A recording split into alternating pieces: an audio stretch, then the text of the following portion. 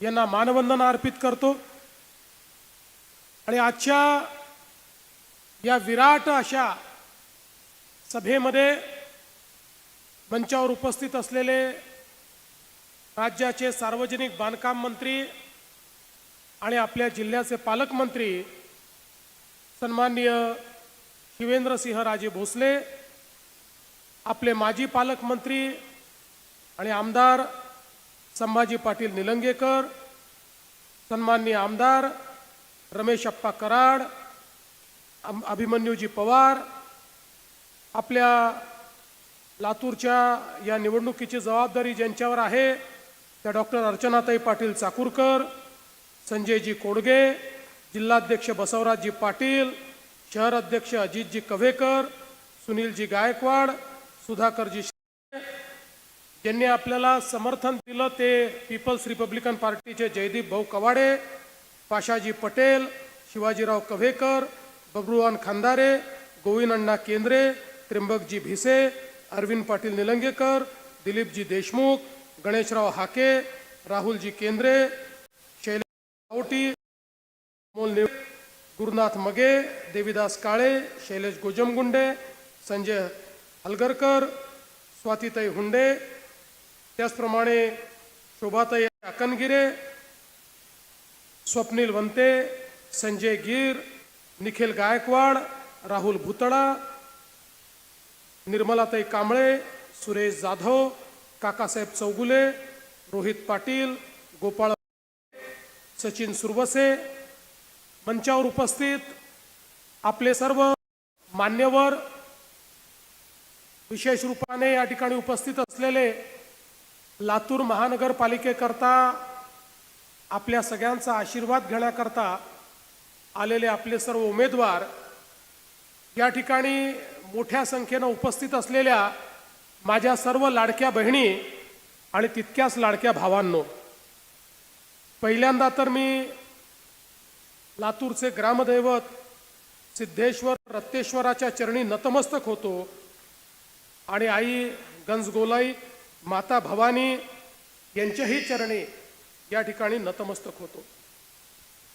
खरं म्हणजे लातूर ही एक अशी भूमी आहे की ज्यांनी या महाराष्ट्राला खूप मोठ्या प्रमाणात नेतृत्व दिलं.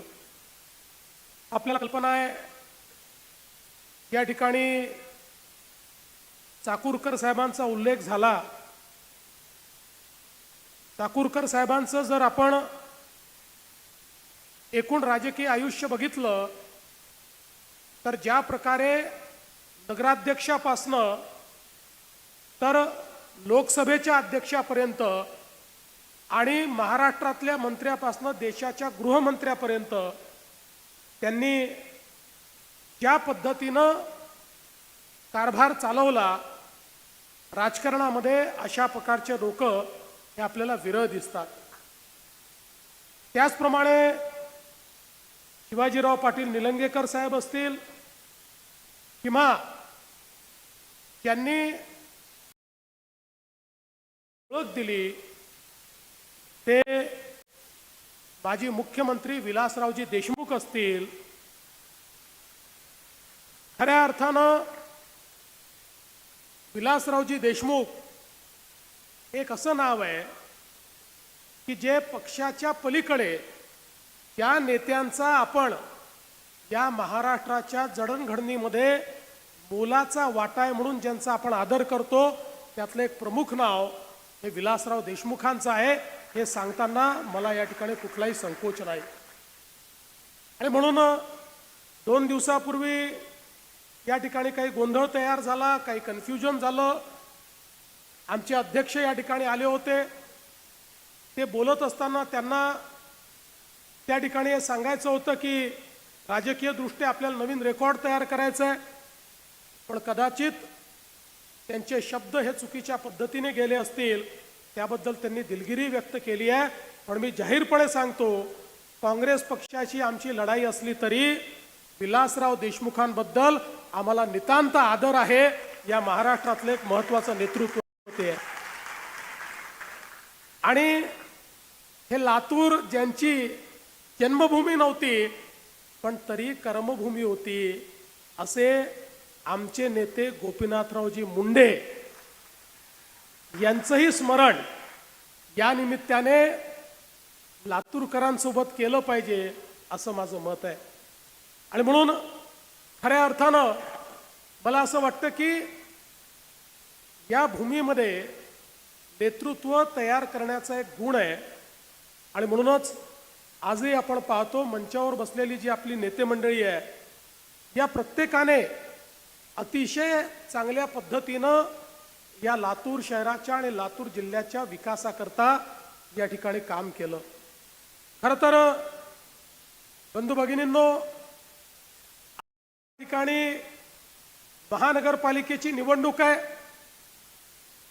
विधानसभेच्या निवडणुकीच्या वेळी डॉक्टर अर्चनाताई पाटील यांनी त्या प्रकारे लातूरमध्ये एक प्रचंड मोठी लढत दिली, विजयाच्या जवळ पोचल्या होत्या, थोडक्यानी राहिल्या.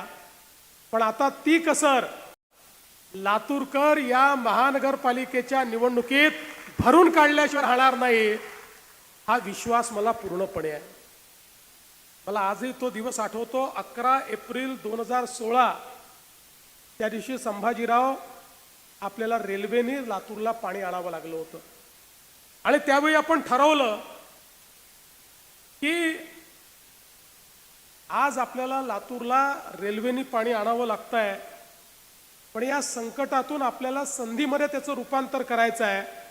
आणि पुढच्या काळामध्ये या ठिकाणी लातूरमध्ये परत कधीही आपल्याला रेल्वेने पाणी आणावं लागू नये या दृष्टीनं आपल्याला काम करायचं आहे.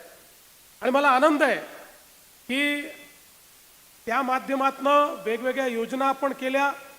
जलयुक्त शिवारपासनं तर या ठिकाणी पिण्याच्या पाण्याच्या योजनेपर्यंत अनेक योजनांना आपण त्या ठिकाणी चालना दिली. खरं म्हणजे तुम्ही जे या ठिकाणी बोललात ना संभाजीराव, लातूरच्या प्रत्येक घरामध्ये नळ उघडल्यानंतर दररोज शुद्ध पिण्याचं पाणी आलंच पाहिजे या दृष्टीनंच आपण सगळं नियोजन केलं. ही गोष्ट वेगळी आहे की मध्यंतरी सरकार गेल्यानंतर आपण केलेलं नियोजन हे बासनात गुंडाळण्यात आलं. पण चिंता करण्याचं कारण नाही, पुन्हा सरकार आलं, आता आपण त्याला चालना दिली आहे. आपल्याला माहिती आहे की जवळपास 259 कोटी रुपयाची योजना लातूर करता आपण मंजूर केली. 22% कामही त्याचं पूर्ण झालेलं आहे. धनेगाव धरणापासून हरंगुळ जलशुद्धीकरण केंद्रापर्यंत नवीन मुख्य पाईपलाईन असेल, त्यातनं आपण पाणी पुरवठा करणार आहोत. आणि आता या महानगरपालिकेच्या निवडणुकीनंतर याच्या दुसऱ्या टप्प्यालाही मान्यता मी देणार आहे. त्यामुळे पुढच्या काळामध्ये या ठिकाणी पिण्याच्या पाण्याचा प्रश्न असणार नाही. मी कोणावर टीका करण्याकरता या ठिकाणी आलो नाही, पण काही लोकांनी अशा प्रकारे या ठिकाणी वचनं दिली होती की निवडणुकीत निवडून आल्यानंतर 100 दिवसात पाणी देईल नाहीतर राजीनामा देईल. त्यांनी पाणी दिलं नाही आणि राजीनामाही दिला नाही. पण आपल्याला त्यांच्याबद्दल काही म्हणायचं नाही, मी कोणावर टीकाच करत नाही. मी तर विकासाबद्दल बोलण्याकरता या ठिकाणी आलो आहे.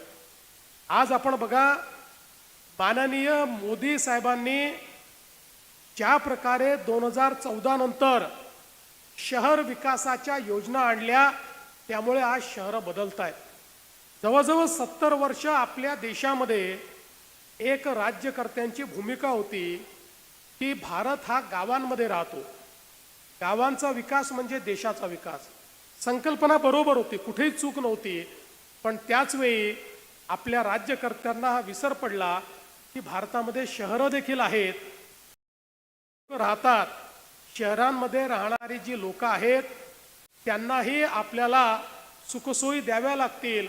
शहरातला गरीब, शहरातला मध्यमवर्गीय याचाही विचार करावा लागेल. पण कुठलंही नियोजन आपण केलं नाही. परिणाम काय झाला बघा, गावाकडनं लोक शहरामध्ये येत होते, शहराची लोकसंख्या वाढत होती. नियोजनाभावी त्याला जिथे जागा मिळेल तिथे तो बसत होता.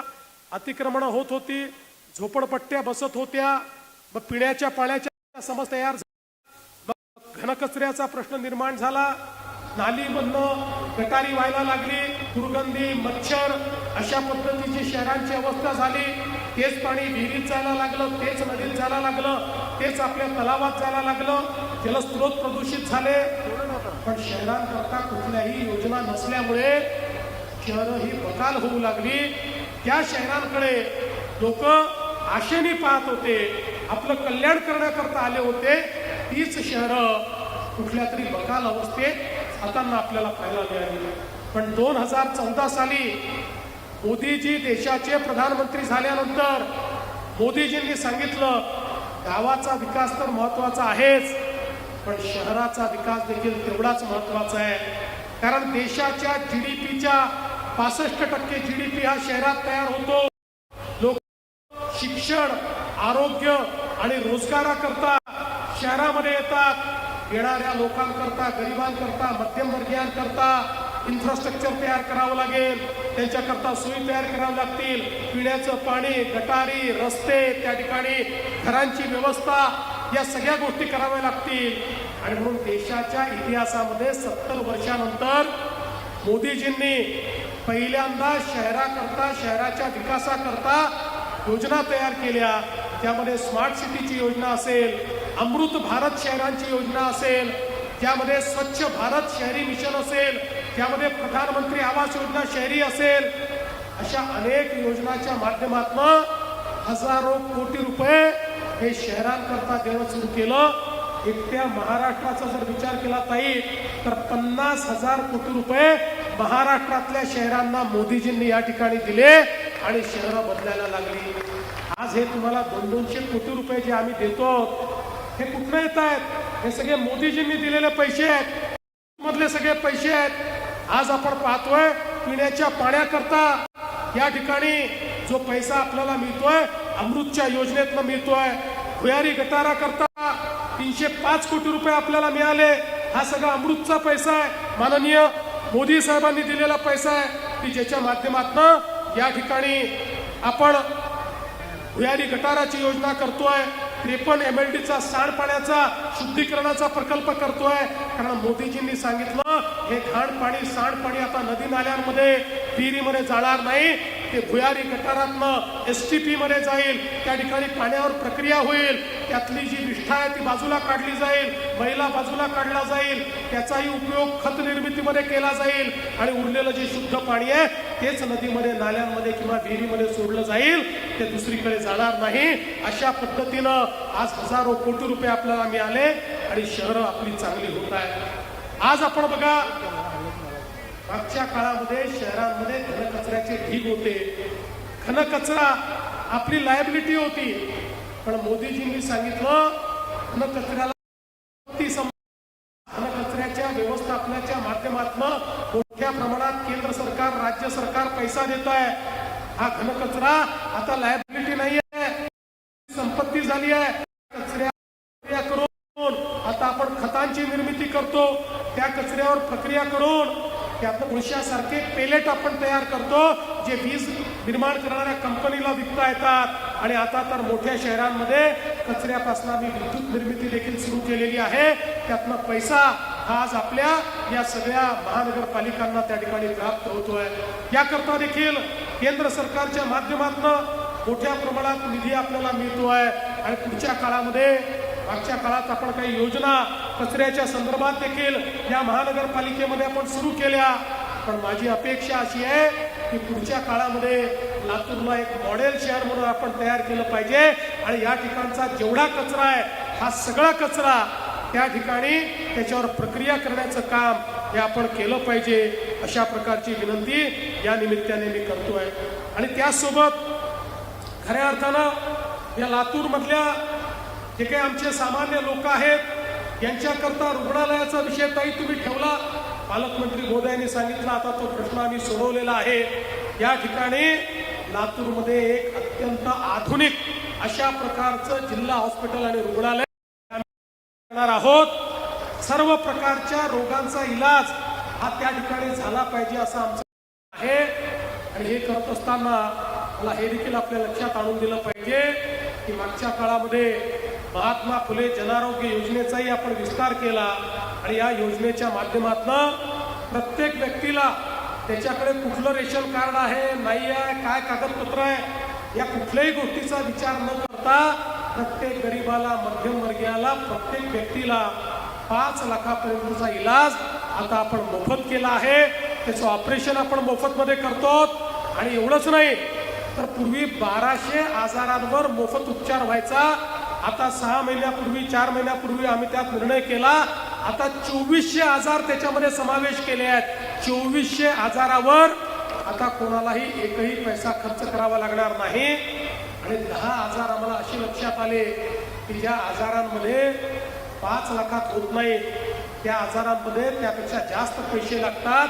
अशा 10 आजारांमध्ये 35 लाख रुपयापर्यंत आम्ही इलाज मोफत करण्याचा निर्णय घेतलेला आहे आणि म्हणून एकीकडे मोफत इलाज तर करणारच आहोत पण दुसरीकडे त्या इलाजाकरता चांगल्या व्यवस्था चांगले दवाखाने खाजगी असतील सरकारी असतील सरकारी क्षेत्रामध्ये कॅन्सरची ग्रीड आपण तयार करतो कॅन्सर हॉस्पिटल आपण तयार करतो आणि म्हणून या सगळ्या गोष्टी या ठिकाणी लातूरमध्ये तयार करण्याचा प्रयत्न हा निश्चितपणे आपण करणार आहोत. आपल्याला कल्पना आहे या ठिकाणी भारतरत्न डॉक्टर बाबासाहेब आंबेडकर यांच्या 75 फुटाच्या पुतळ्याचा एक 22 कोटीचा आम्हाला त्या ठिकाणी आराखडा मिळाला होता. त्याच्या पहिल्या टप्प्याचे 10 कोटी रुपये आपण दिलेले आहेत आणि उरलेला निधी देखील त्या ठिकाणी आपल्या सरकारच्या माध्यमातून आपण देणार आहोत. आपण लातूरच्या नाट्यगृहाला देखील पहिल्या टप्प्याचे 15 कोटी दिले आहेत. 24 कोटी रुपये अजून द्यायचे आहेत. एक अत्यंत आधुनिक अशा प्रकारचं नाट्यगृह या ठिकाणी तयार करायचं आहे. त्याकरता देखील आपण उरलेला निधी देणार आहोत. शादीखाना असेल किंवा इतर सगळी कामं असतील ही सगळी कामं या ठिकाणी आपण निश्चितपणे करणार आहोत आणि म्हणून आपण हे लक्षात घेतलं पाहिजे की या सगळ्या कामांकरता निधी उपलब्ध करून देण्याचं काम आपल्या सरकारच्या वतीनं होत आहे. केशवराज मंदिर असेल भक्तनिवासाची कामं असतील या सगळ्या कामं आपण या ठिकाणी करतो आणि हे सगळं करत असताना आज लातूरमध्ये ट्रॅफिकचा प्रश्न मोठ्या प्रमाणात उभा राहिलेला आहे आणि विशेषतः छत्रपती शिवाजी महाराजांचा जो पुतळा आहे तो जो चौक आहे त्या ठिकाणी खऱ्या अर्थानं ट्रॅफिकचाही प्रश्न आहे आणि त्या ठिकाणच्या विकासाचाही प्रश्न आहे आणि जिथे छत्रपती शिवाजी महाराजांचं नाव आहे जिथे त्यांचा पुतळा आहे तो भाग हा लातूरचा सर्वोत्तम भागच असला पाहिजे अशा पद्धतीनं माननीय पालकमंत्री हेच PWD मंत्री आहेत त्यामुळे त्याचं सर्वात उत्तम डिझाईन तयार करू आणि त्या ठिकाणी ट्रॅफिकची समस्याही संपवू आणि त्या ठिकाणी छत्रपती शिवरायांचा जो पुतळा आहे त्याचं सौंदर्यीकरण आणि त्याची भव्यता ही देखील चांगल्या पद्धतीनं कशी आपल्याला करता येईल याचा प्रयत्न आपण करू. पण त्याचवेळी ही ट्रॅफिकची समस्या सोडवण्याकरता मागे अभिमन्यू भाऊ आले होते आणि त्यांनी मला एक पत्र दिलं होतं रिंग रोडच्या संदर्भात. मला सांगताना आनंद वाटतोय ऑलरेडी त्या संदर्भातला प्रस्ताव हा माननीय गडकरी साहेबांकडे पाठवलेला आहे आणि आता या लातूरला आम्ही रिंग रोड तयार करणार आहोत. म्हणजे हा सगळा मेजर ट्रॅफिक बाहेरून गेला तर या ठिकाणी आपल्याला लातूरचा ट्रॅफिकचा जो प्रश्न आहे तो आपल्याला निश्चितपणे सुधारता येईल. नगरोत्थानमधनं 78 कोटी रुपये आपण रस्त्यांकरता दिलेले आहेत. या ठिकाणी जो काही विलासराव देशमुख मार्ग ते शिवाजी चौक असा जो काही रस्ता आहे त्याच्याही विकासाच्या संदर्भात आपण एक प्रस्ताव मंजूर केलाय. शहरामध्ये शॉपिंगच्या संदर्भात आपण त्या ठिकाणी एक मान्यता देतो. आपत्ती सौम्यीकरणाच्या अंतर्गत जी काही पुराचं पाणी शिरत आहे त्याकरता 50 कोटी रुपये भिंत बांधण्याकरता आपण दिले आहेत. PM बस सेवेच्या अंतर्गत 20 केंद्र सरकारच्या माध्यमातून या ठिकाणी आपण देतो आणि एवढंच नाही तर वेगवेगळ्या पद्धतीनं लातूरला आधुनिक करण्याचा प्रयत्न आपला चाललेला आहे. आज अर्चनाताईंनी या ठिकाणी सांगितलं की जुनी मागणी आहे आमच्या लिंगायत समाजाची जी रुद्रभूमी आहे त्या रुद्रभूमीच्या संदर्भात काही अडचणी आल्या आहेत. मी तुम्हाला आश्वस्त करतो पुढच्या 4 ते 5 महिन्यामध्ये या सगळ्या अडचणी या दूर करून कुठल्याही परिस्थितीत आमच्या लिंगायत समाजाकरता या ठिकाणी रुद्रभूमी आपल्याला द्यायची आहे.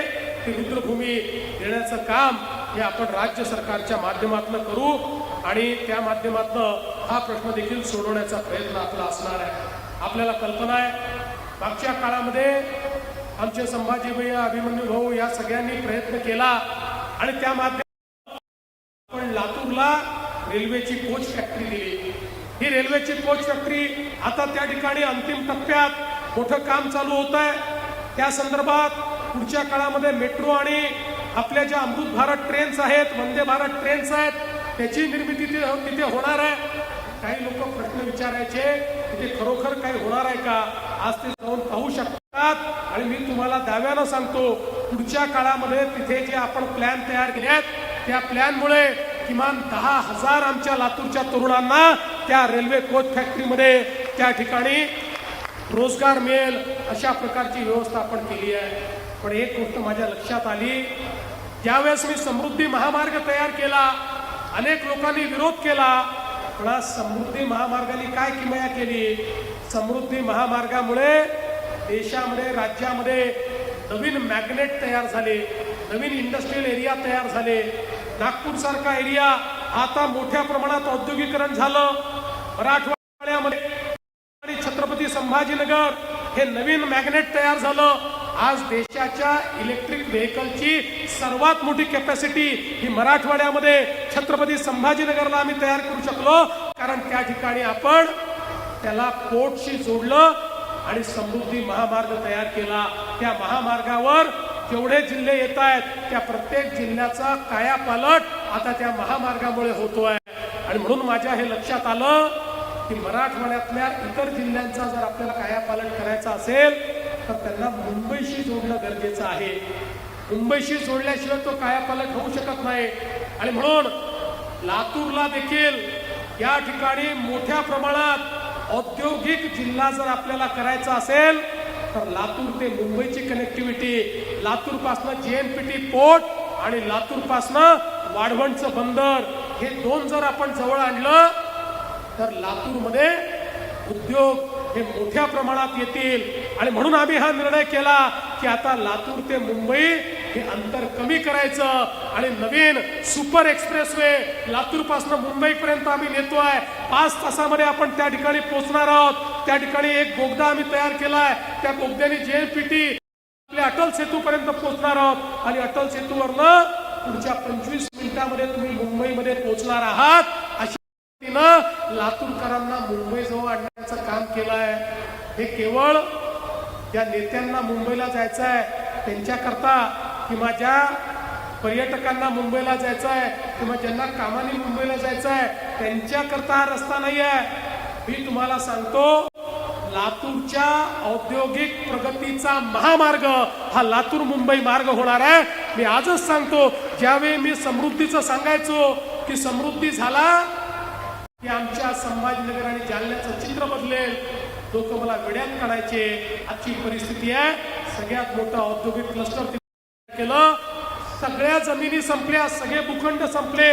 आता 10,000 एकर अजून जमीन त्या ठिकाणी अधिग्रहित करून उद्योगाला आम्ही देतोय. उद्योग लाईनीमध्ये लागलेले आहेत आणि आमच्याजवळ जागा उरलेली नाही. तीच स्थिती मला या ठिकाणी लातूरची बघायची आहे आणि म्हणून हा महामार्ग आपण तयार केलेला आहे. बंधू भगिनींनो, खऱ्या अर्थानं मी आपल्याला एवढंच सांगण्याकरता आलो आहे, लातूरचा विकास हे एकमेव आमचं ध्येय आहे. आज ही जी महानगरपालिका या ठिकाणी आहे, या महानगरपालिकेच्या माध्यमातून एक अतिशय उत्तम अशा प्रकारचं लातूर आपल्याला तयार करायचं आहे. आणि संभाजीराव, आपण खूप योग्य मागणी केली. चाकूरकर साहेबांचं स्मारक या महानगरपालिकेमध्ये झालं पाहिजे, ही आपली मागणी अतिशय उत्तम आहे. आणि त्याकरता तुम्ही स्मारकाचा आराखडा बनवून राज्य सरकारकडे पाठवा. महानगरपालिकेच्या पैशाने नाही, राज्य सरकारच्या पैशाने हे स्मारक त्या ठिकाणी आपण तयार करू.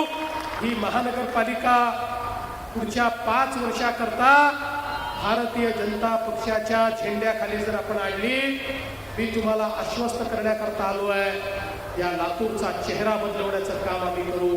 या लातूरकरांच्या आशा, आकांक्षा, अपेक्षा या ठिकाणी पूर्ण करण्याचं काम आम्ही करू. आम्ही केवळ आश्वासन देणारे नेते नाही आहोत, जे आश्वासन देतो ते पूर्ण करणारे नेते आम्ही आहोत. आमचा ट्रॅक रेकॉर्ड आहे. तुम्ही बघा, विधानसभेच्या निवडणुकीमध्ये एक प्रचंड मोठं बहुमत मिळालं. एकट्या भाजपला 137 जागा मिळाल्या.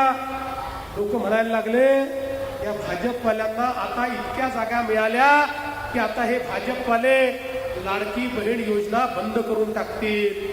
लाडक्या बहिणींनो, आता 1 वर्षापेक्षा जास्त काळ झाला लाडकी बहीण योजना बंद झाली नाही.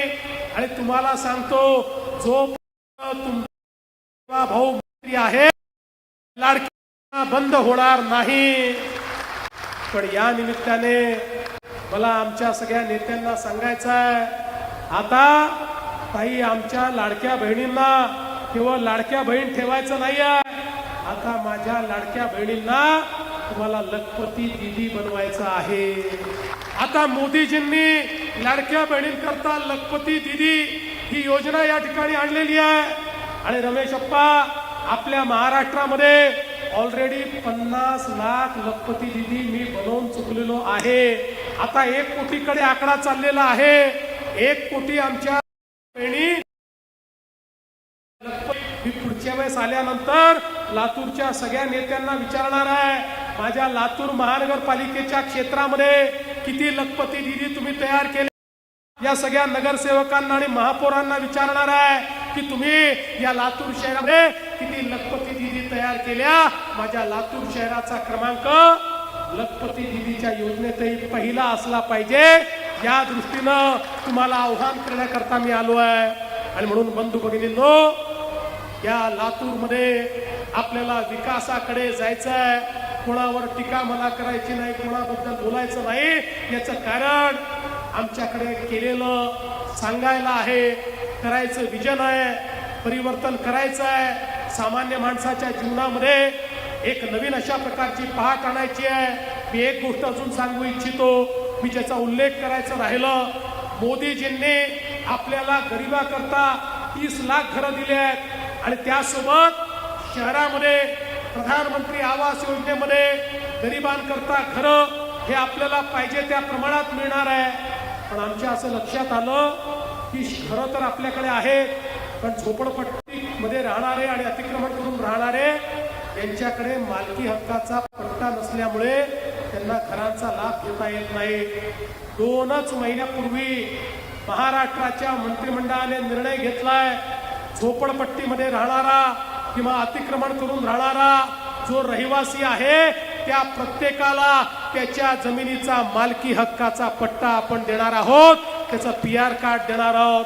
त्यामुळे संभाजीराव, ही महानगरपालिका निवडून आल्यानंतर पहिली जबाबदारी ही आहे की जेवढे लोक या ठिकाणी झोपडपट्टीत राहतात त्या सगळ्यांची यादी तयार करा. आपल्या नियमाप्रमाणे त्यांना मालकी हक्काचा पट्टा द्या. आणि त्यानंतर जेवढे लोक कच्च्या घरात राहत आहेत, जेवढे, त्या सगळ्यांचा प्रस्ताव तुम्ही राज्य सरकारकडे पाठवा. तेवढी पक्की घरं ही प्रधानमंत्री आवास योजनेच्या माध्यमातून या शहराला आम्ही मंजूर करून देऊ. आणि त्या माध्यमातून निश्चितपणे लातूर शहरामध्ये आपल्या गरिबांकरता चांगली घरं तयार करण्याचं काम हे महानगरपालिकेच्या माध्यमातून आपण हातामध्ये घेऊ. मी आज पुन्हा एकदा लातूरकरांना विनंती करतो, 15 तारखेला निवडणूक आहे. 15 तारखेला आपण मतदान केंद्रावर जा. गेल्यानंतर मशीनमध्ये ज्या ज्या ठिकाणी कमळ दिसेल 4-4 मतं द्यायची आहेत. त्यामुळे फार कन्फ्यूज होऊ नका, तिकडचा विचारही करू नका. जिथे 4 कमळ आहेत ती 4ही कमळ दाबा आणि त्या ठिकाणून परत या. 15 तारखेला कमळाची चिंता तुम्ही करा. 16 तारखेपासून 5 वर्ष तुमची चिंता आम्ही सगळे मिळून करू, हा विश्वास तुम्हाला देतो. आणि माझं बोलणं संपवतो. धन्यवाद. जय हिंद, जय महाराष्ट्र. सगळ्यांनी आपल्या जागेवर उभं राहायचं आहे. राष्ट्रगीतांनी या सभेचा समारोप होईल.